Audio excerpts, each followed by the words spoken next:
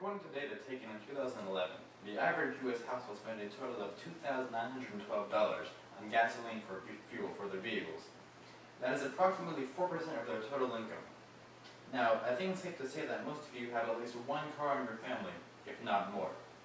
This expenditure is a problem that people face not only in America, but around the world.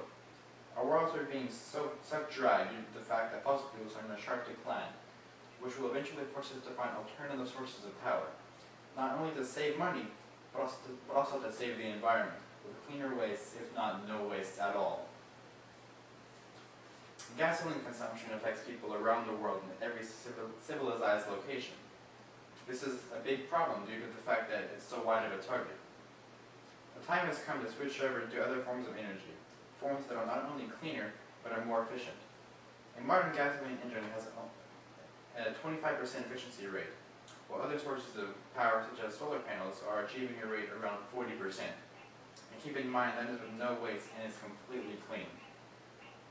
This chart right here shows the cost to drive 27 miles over a span of 10 years with inflation being adjusted. Now, as you can see, the electric vehicle has barely changed at all with inflation, while the gas car has drastically risen.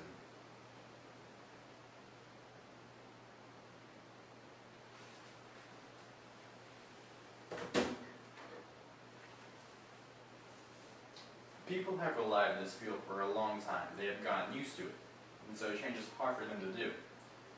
Another reason people have for not wanting to switch over to alternative power is that it will get rid of jobs in the oil business, since so many people have jobs in that field. With resources being sucked dry, gas prices are higher than ever, which is the cause for 4% of income being pushed aside for just fuel. Though monetary loss is an important issue that determines how we live, the waste put out of the vehicles determine whether we will live or not, or at least to an extent. Gasoline-powered vehicles put off a waste called carbon monoxide, which is harmful to the air we breathe, and has resulted in many deaths. The economy is also at risk due to the fact that we rely on gasoline so much. Most of the oil we use for fuel is taken from foreign countries, which is bad for the American economy. We rely on other countries to supply us with what has become a necessity. With the push and expansion of alternative power, there would be mass amounts of research and development jobs that would open up for people in America. But that won't happen until large companies and investors realize that we need to make that switch. But until they do, what can be done in order to help this?